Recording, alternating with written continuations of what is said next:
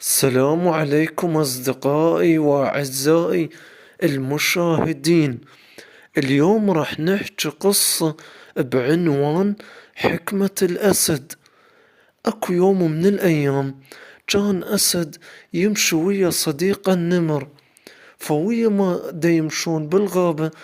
فالأسد ايش قال له انت على شنو النمر ايش قال له للأسد؟ قال له انت على شنو تدور يا حضرة الأسد يا أسد؟ قال له الأسد ايش جاوبه؟ قال له أنا دا أدور على فريسة لأن أنا جوعان. وبنفس اللحظة شاف النمر اكو مجموعة من الكلاب دا يباوعون عليه ويراقبوه.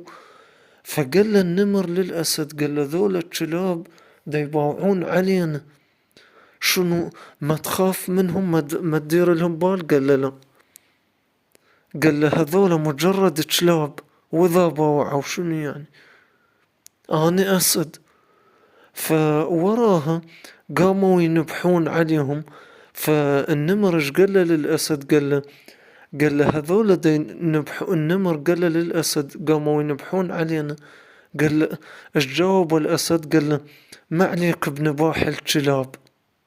فبقى يمشي، يمشي وقاموا يتابعوهم هذول القطيع مال الكلاب.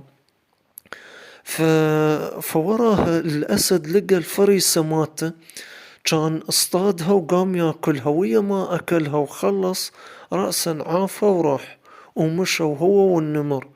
فاجوا يباوع النمر على القطيع مال الكلاب، كان رأسا جوي لقوا بس العظام.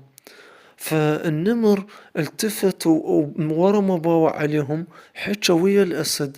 قال له يا أسد، قال له أشو هم ظلوا يباوعون ونبحوا علينا وقاموا يتابعونا وهاي، وانت لا خفت لا درت بال لا التفتت لي ورا وشفتهم، شنو السبب؟ فجاوب الأسد؟ قال له الأسد يبقى أسد والكلب يبقى كلب، فنباح الكلاب أنا ما دير له أي بال، مهما ينبحون يعوون الكلاب لا تدير لهم بال، الأسد يبقى أسد، فأنا ما دير بال ولا التفت ولا أهتم. أصدقائي وأعزائي المشاهدين، إلى حد هنا تنتهي هاي القصة، قصة حكمة الأسد.